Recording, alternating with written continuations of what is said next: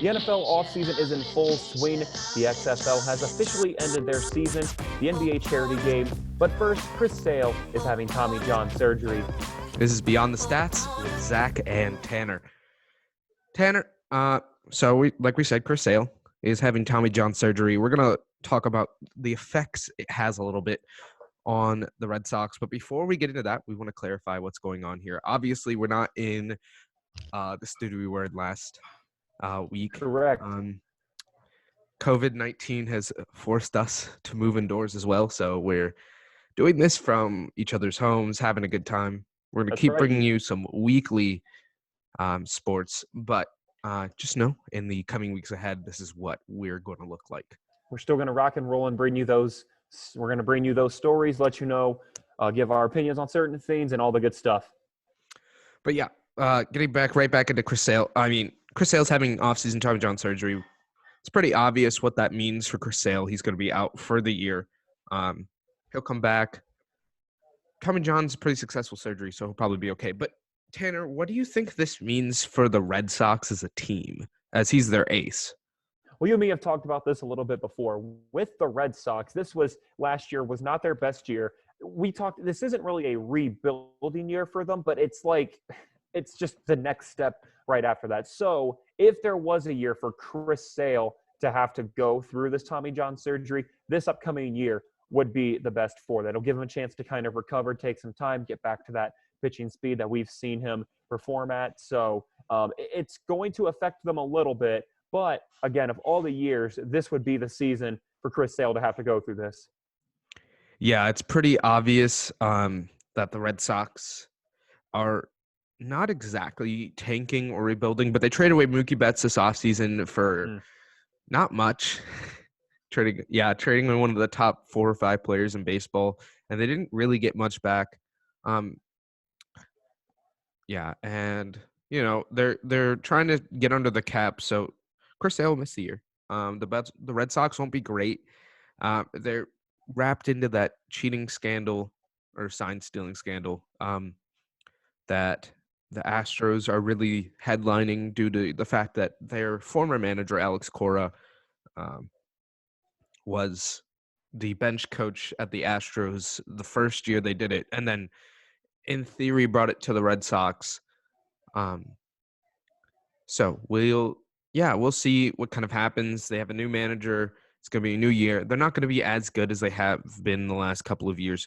So Tommy John surgery, never great. You never want to see a player injured, but probably arguably the better year to have Chris Sale miss. Yeah, I mean, and we look back to the Red Sox last year, 84-78, which was third in the AL East. So behind the Rays and the Yankees, who both had fantastic years. But again, so right in that middle of the spot, which that's assuming with however the season starts and also finishes, could be around the same spot, depending on how the situation goes. But again, as we look at Chris Sale, last year, 6-11, average 4.40 ERA. So again, like you said, it's going to really be okay for the Red Sox in terms of this would be the year for him to go through this, give a chance again, to kind of get back to that speed. So the most important thing of a Chris Sale is, again, take your time. This is the year that you want to have to find your way back like you did last year. Yeah, I'll be curious to see what the Red Sox do going forward as a team. Also, I mean, they won the World Series only 2 seasons ago. Last year, they didn't make the playoffs. Started poorly, almost made the playoffs there at the end. They had a push there at the end a little bit, but 84 wins just doesn't really get you into the playoffs anymore in Major League Baseball. It'll be tough it'll be a tough year for the Red Sox, I think. Chris Sale should come back healthy, I think, as well. Tommy John surgery is a pretty intensive surgery in a lot of ways, but definitely, yeah. But it also doesn't mean that it's the end of his career. It's a lot of players actually throw harder after they have Tommy John surgery. So we'll see what happens. I'm curious where the Red Sox will be as a team in general. Also, obviously we'll keep track of that with the recovery of Chris Sale, but I think he'll come back as good, if not even a little bit better. as it seems like a lot of players are doing after injuries now, major injuries, ACL tears, Tommy John surgery, MCL tears, things like that. Yeah. Well, I know, and I just recently saw this with Ben Roethlisberger after his surgery that it's been bugging him. He was throwing it. It says that it's the best that it's felt in a very long time for him. So, does he think it's back to that game speed? As of right now, it's definitely not. It's going to take some time for Ben to get that back, just like how it will for Chris Sale. So the surgery, I think, is much needed. And again, if there was a time to have it, this is the season for him. Yeah, we're going to step aside and be back with the XFL when we return on Beyond the Stats.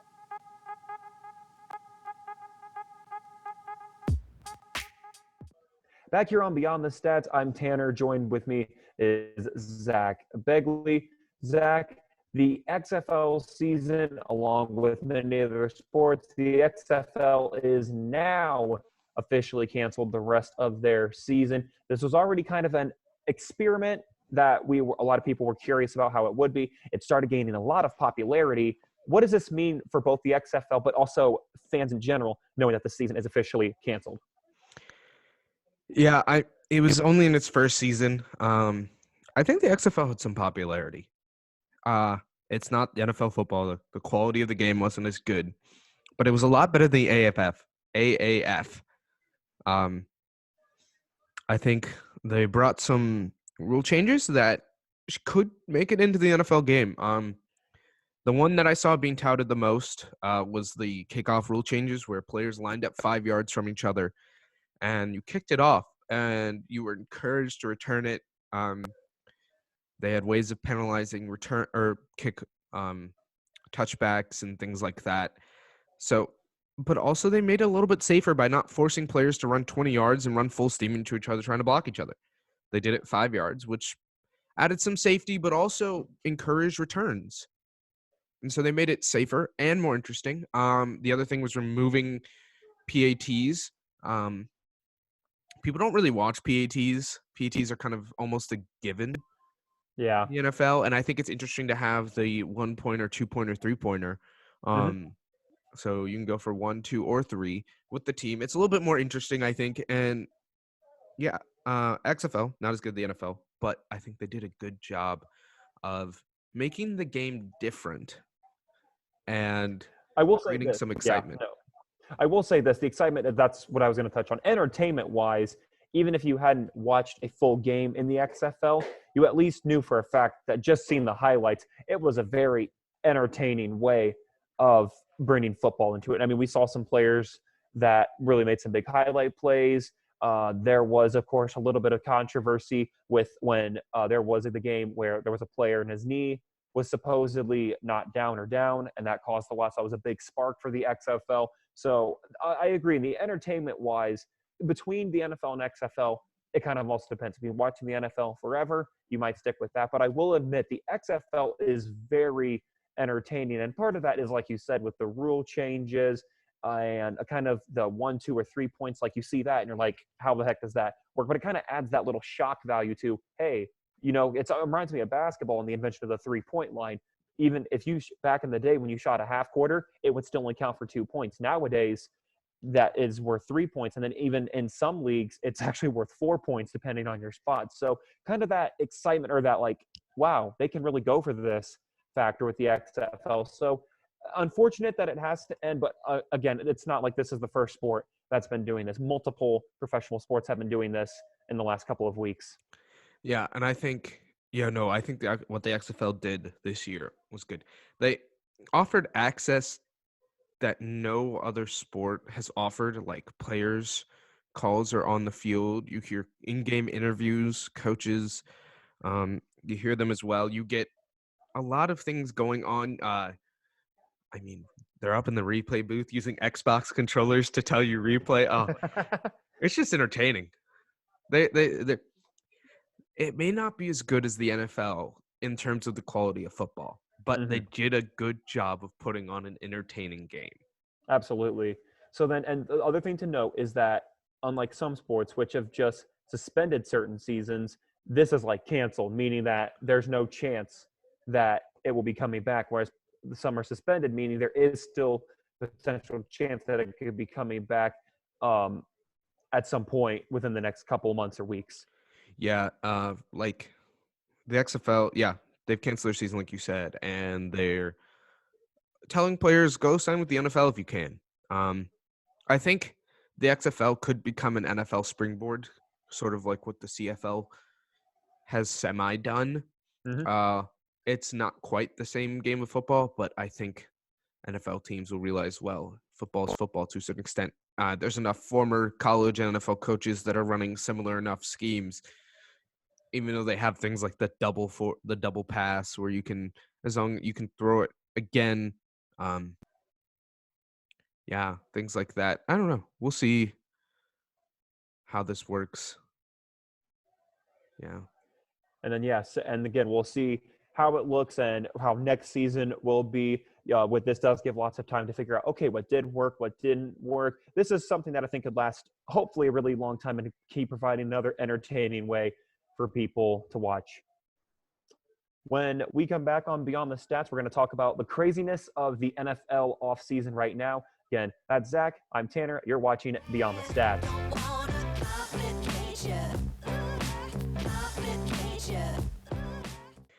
Back here on Beyond the Stats, Zach Araya Begley with Tanner Camp.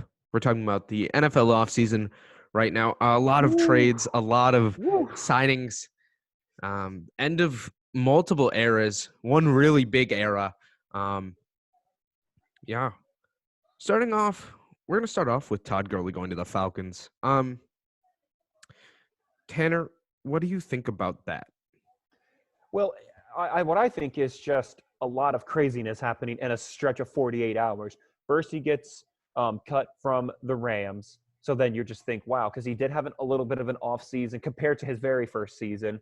The last season, he didn't even break 1,000 yards. Then all of a sudden, he just goes to the Falcons for a 1-year deal. So I'll be really interested. It was kind of a surprising move, but it could be something the Falcons needed. Also, it could be something that Gurley needed. Maybe a chance for him to hopefully regain that confidence, because in his first season, when he had the ball, there was no stopping Gurley. So maybe he's going there, maybe as an experiment to just kind of find a system that works for him behind that offense. But yeah, I'll be really interested to see. It's only a 1-year deal, so like that's what raises me to think that it could be kind of a test to see where that goes. But I hope that he finds his confidence again, because he is a really good player when he has that confidence. Yeah, I mean, last year was his third year in the NFL, fourth year in the NFL. And yeah, it was a down year. I mean, the year before when they went to the Super Bowl and lost to the Patriots, I mean, he was really good for the majority of the year and then tailed off at the end. And we thought, oh, maybe it's just end of the year fatigue, but it kind of was a precursor to what happened last year. He just wasn't the same. I mean, he's had arthritis in his knee since college, and it's tough. It probably flared up some for him, and that wasn't helpful. Falcons definitely. Yeah, it's a 1-year deal. I think it's because that's all anyone would give him. I don't think he would get more than a 1-year prove it deal. I don't know how he's going to do in this 1-year deal. I think whatever he does this year is the signal of what his career is going to be from now on. If he doesn't play well, his career might be over. That's a very fair point. You know, it's when it comes to running back, sometimes there are some that go on to have great careers. There are some that end up having short-lived careers. And I feel like with Todd Gurley, he's one of those cases. As you said, this year, I won't say it's the most important of his career, but it is obviously very important. This is the one that could hopefully kickstart everything back to where he was in his first few seasons, especially with the Rams. And I look back on that game, and one part is, continuing to utilize him, but not obviously overwork him, because that's the other part. He did get a lot of touches in his first year with the Rams. So I just hope that the Falcons know what to do with him and work him into that system without overusing him. So yeah, I just hope that whole Falcons organization, they weren't bad last year, kind of up and down team, but yeah, we'll see how they work early into that system. I mean, they don't have Devontae Freeman anymore, so that's a big – yeah, so Gurley's kind of coming in as the feature back. Maybe they'll draft a running back too. Not like Jonathan Taylor or something, not like a guy who's looked to be a feature back, but one of the lower ranked backs, kind of a change of pace, maybe catch out the backfield a little bit. Even Yeah. though Gurley's good at catching out of the backfield, just something that where he doesn't have to be the number one back. They can kind of, do a running back by committee thing. Maybe close to what they used to do when they had Tevin Coleman and Devontae Freeman, who happened to both be Yes. gone from the Falcons. Wow, the NFL's changed so much in the last couple of years. Yeah. Yeah. Moving over to Emmanuel Sanders, signing with the Saints. That's huge for the Saints. Really big for the Saints. Oh, And I without a think, doubt. Without a doubt. yeah, I mean, the Saints last year, offense was whoever was the quarterback, mostly Drew Brees, throwing it to Michael Thomas. That was the offense last year. And it worked. It did work. But He caught 150 balls last year, but it cost them in the playoffs.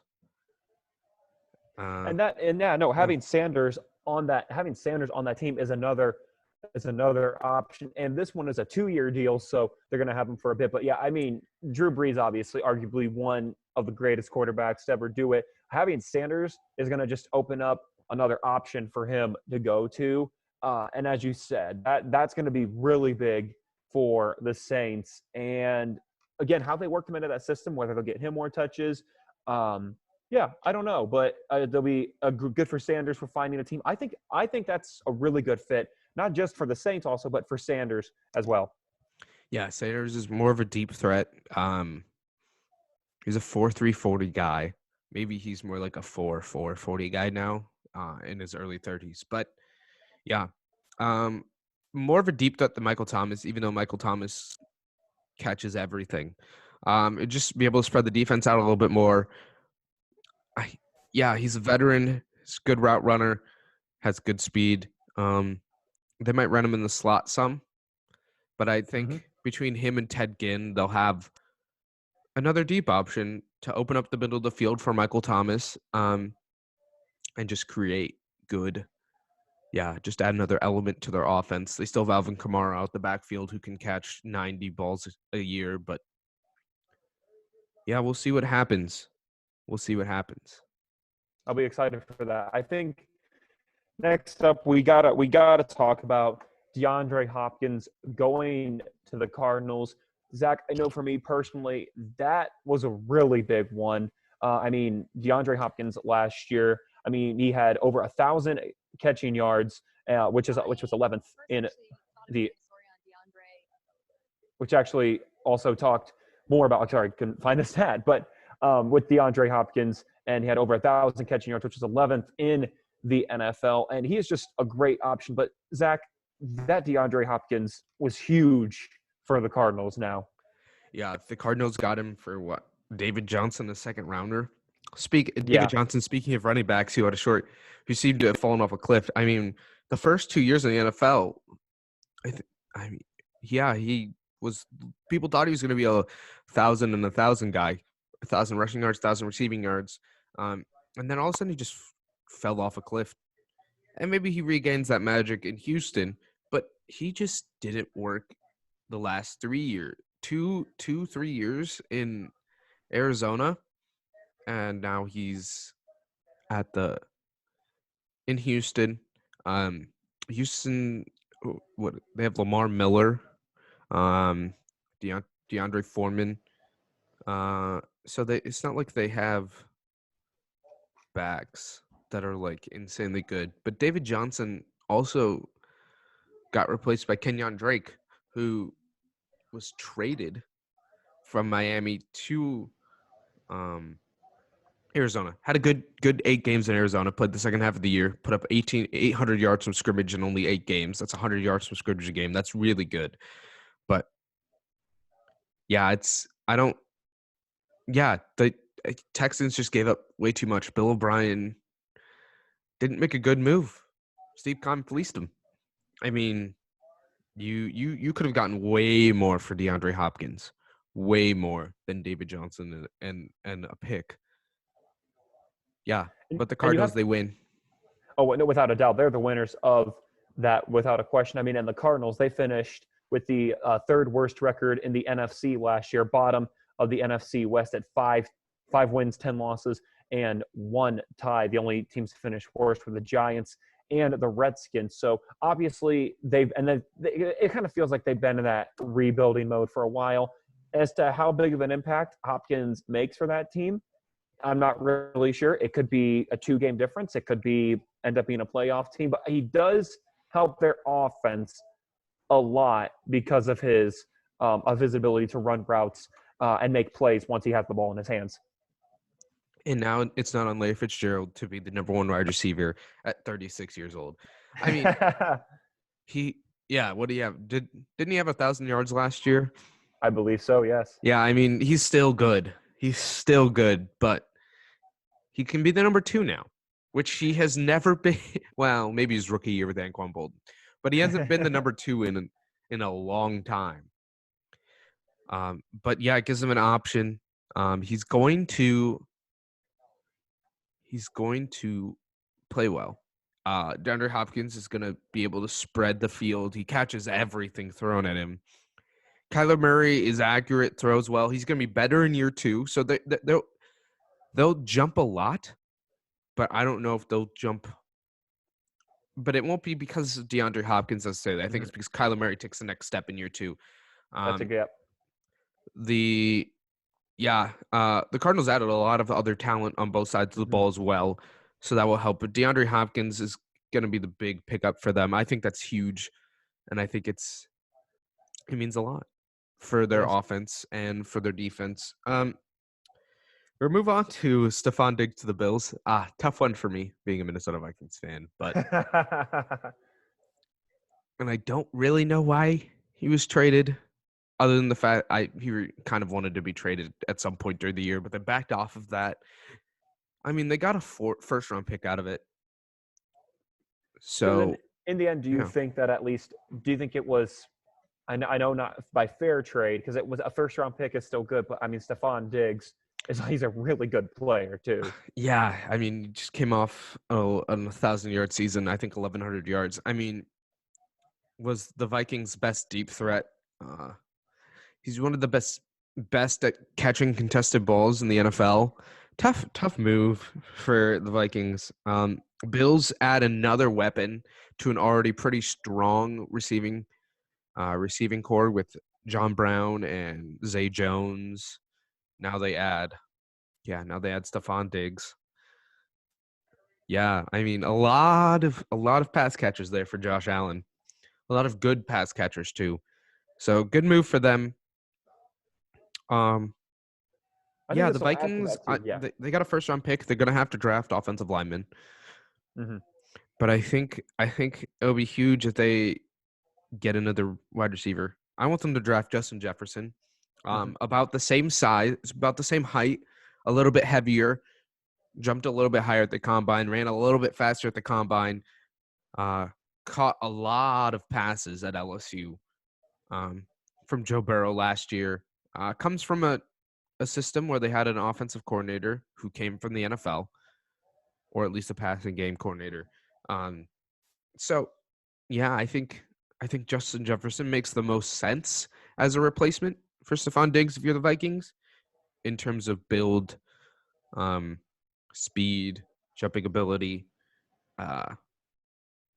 maybe catching ability. I mean, he hasn't caught a ball yet in the NFL, but yeah. A similar built player, similar athleticism, maybe can play a similar role. Mm-hmm.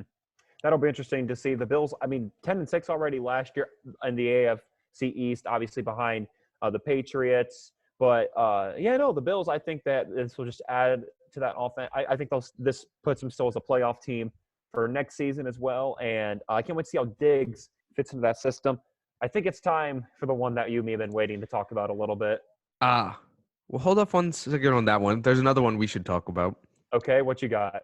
Teddy Bridgewater to the Panthers. That happened this week. That's right. That's a big move.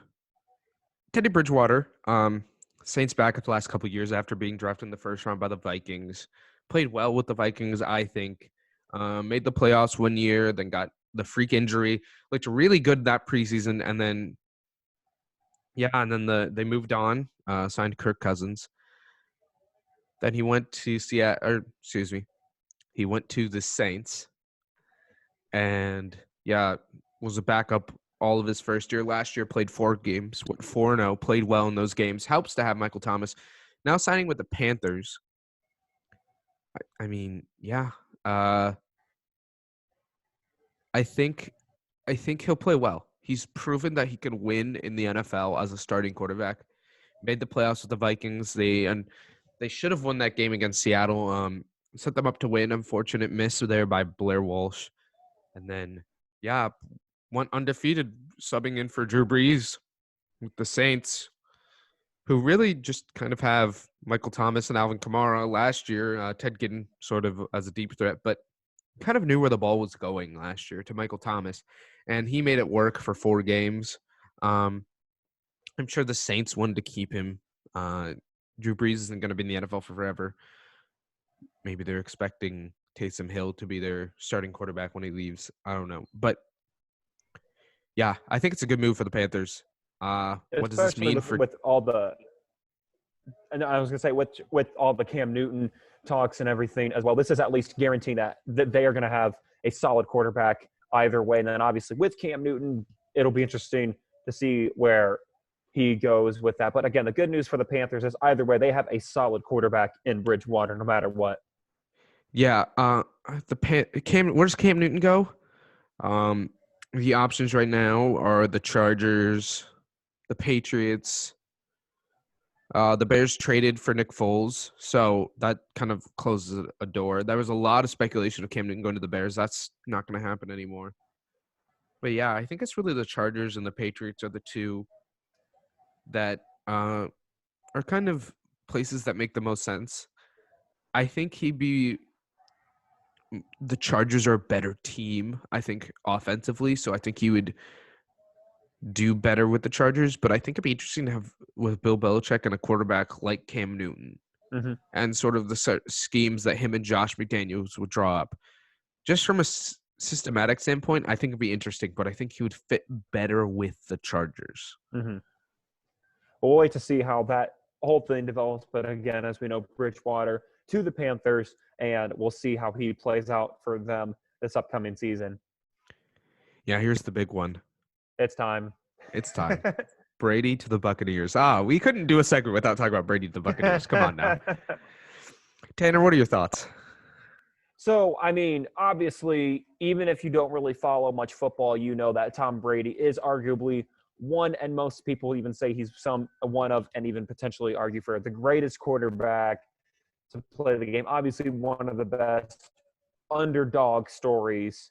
I mean, you watch his combine tape, and it's pretty laughable when you watch it. It's pretty laughable. You're not wrong. Seeing this and seeing him that he's not seeing him not in a Patriots uniform with the Bucs, because this had mentioned that he's ready to take another step or a different step in his football career. You know, been with the Patriots forever. He helped to win a lot of rings during that era. So I'm curious now as to if this is like, you know, the Buccaneers not really the strongest team. It's been a while since they've even made a wild card. I think it was 2007 was the last time that they made a wild card, which they still lost. But this will be interesting for the Buccaneers and how they adjust their offense around him. Obviously, Brady has great vision, and he's a very clutch player. So for the Buccaneers, I think that this is going to bring more excitement in terms of for the fans, for the team itself. I think he's going to bring a lot to that organization. You also have to remember there's a report that came out that a lot of players want to go to the Buccaneers now because of Tom Brady. Yep. Tom Brady wins. That's what he does. He just wins. Winner. He wins football games, and so what does that mean for the Buccaneers? Well, they already have 2 good wide receivers in Chris Godwin and Mike Evans. They have 2 good tight ends in Cameron Brate and O.J. Howard. Running back is kind of their weakest position in terms of skill players on the offense. Kareem Hunt's available if they want to go that route. There's plenty of good running backs in the draft. Jonathan Taylor is one that I think would be an interesting pickup. I mean, he ran like a 4.39 40, a lot of speed. Ran a lot at Wisconsin, so that would be tough to gauge how he'll do in the NFL and how long his career will be in the NFL. But I think would make sense with the Bucs. They could still go out and trade for running back. Mm-hmm. Devontae Freeman's available on the open market. That's another running back that's available.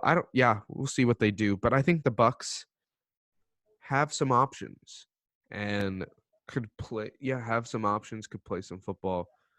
A running back's the biggest need, but 2 years, was it 2 years, $50 million, so Yep, $25 million correct. a Yep. year. So not breaking the bank, took a pay cut, arguably, to go to the Buccaneers. But I think this makes sense. And I think at this point in Brady's career, I mean, he's done so much already for the NFL and sports in general.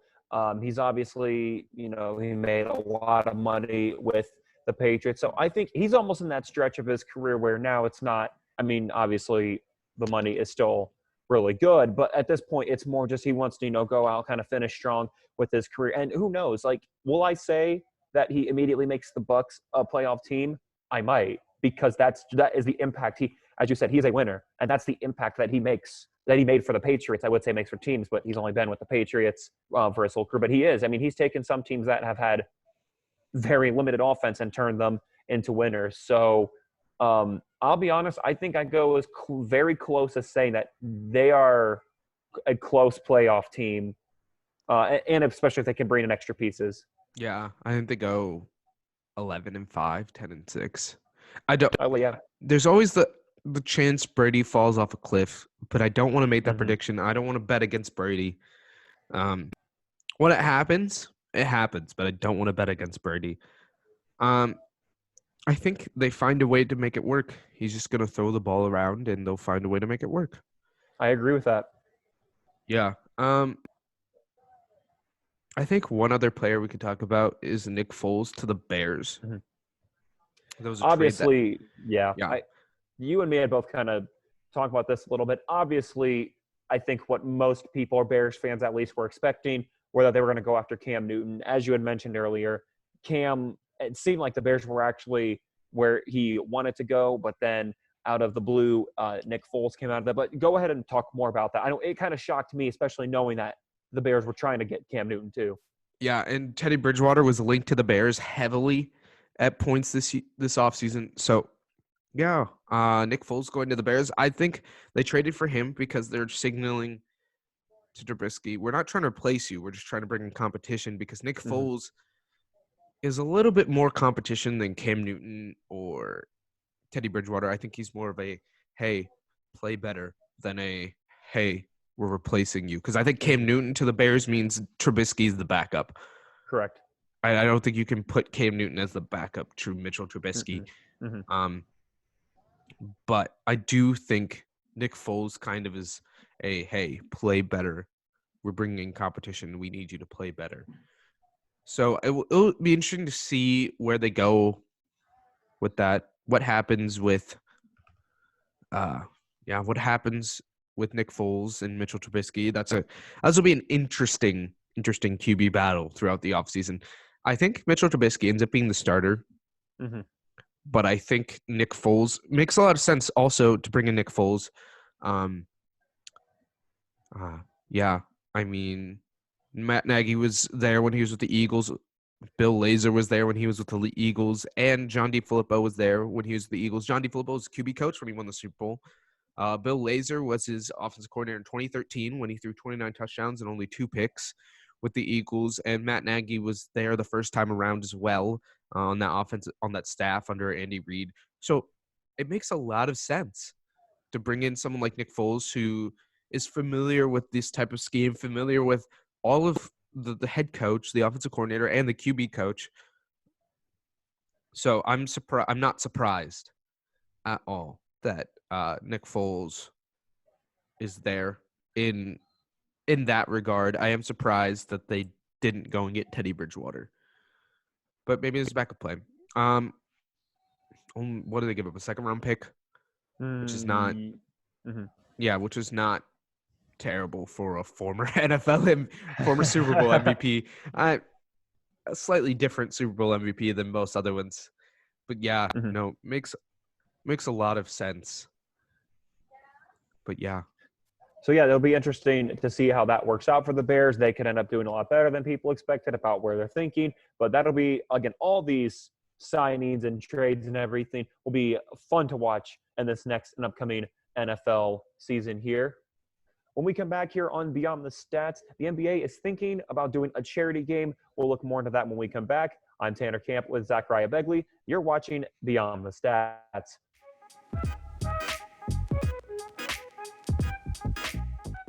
Back here on Beyond the Stats, again, that's Zach Begley, and I'm Tanner Camp. Zach, NBA Commissioner Adam Silver, this past Wednesday, he brought up that there is a possibility that the league might host an exhibition game for charity so they can raise funds and awareness for those that have been affected by the coronavirus pandemic. So obviously, we've been without a game for, what is this now, a week, 2 weeks, roughly? I think it's 2, maybe 2 weeks. 3. It's been a while. It's been a while. It's been a while. The possibility of having this game, there have even players who we've seen on a lot of social media who've been trying to find ways to work around it to keep that NBA feel to it. But if they do a charity game, would you be behind it? I think it makes sense. Yeah. I mean, it's a way to get the NBA back on TV. It's a way to raise money for things like COVID-19. I don't know what else. I'm guessing it would all go to COVID-19. 100% sure. But yeah, that would make sense. It's interesting how they would do it. So every player that would want to participate would have to test for it. And then and then there'd be a lot of testing that would happen before the game started, and then they would play the game. And I'm assuming they would test them the day of the game. So they would have to have backups in place.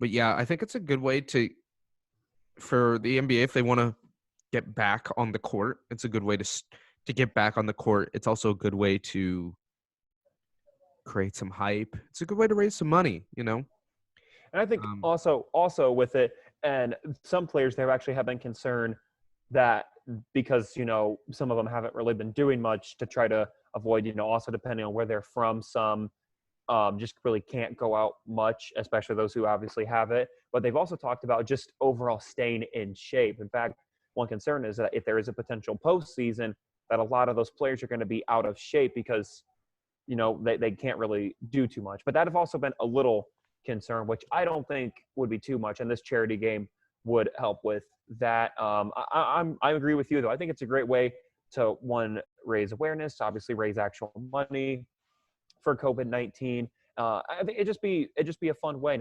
And I think a lot of NBA players would want to play because they haven't played in about 2-3 weeks here. So I'd be behind it. I would watch it. I think the ratings would be great for the NBA and however they broadcast or wherever they were to broadcast it. But I think they should. I think it'd be a great way for both COVID-19 and the NBA. One other thing that I think is huge to recognize, I'm guessing they wouldn't have fans at these games. I would have to put money on that. They probably will so not. Then is it going to be pay-per-view? Is that how they're going to raise the money? Like, I'm just curious how they would raise the money. Or is it like, we're going to play the games, donate money here? Like, I don't know. Like, I'm just curious how they would raise the money, because if they're testing all the players and all the workers to be at these games, I'm guessing like they couldn't test every single fan that bought a ticket. Like, that would be a lot of tests.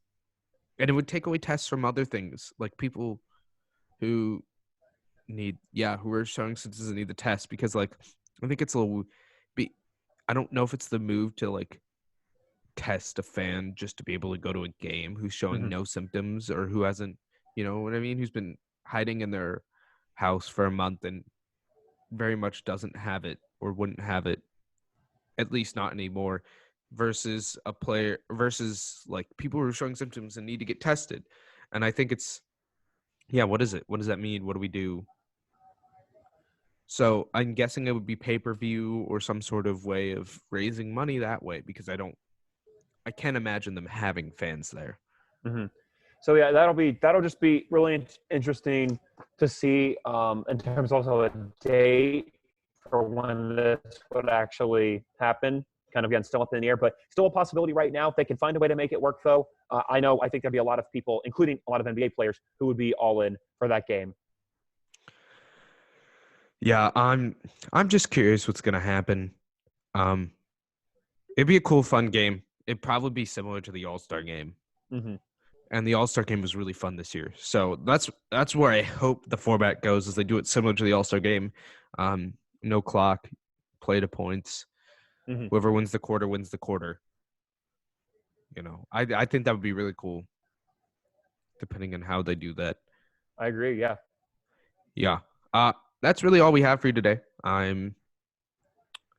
Check us out on all our social media pages, Instagram, Twitter, obviously on YouTube at Beyond the Stats. We're working on getting it up on some audio platforms. We'll update you when that happens. So for Beyond the Stats, I'm Tanner. That's Zach. We appreciate it. Thank you for tuning in to Beyond the Stats.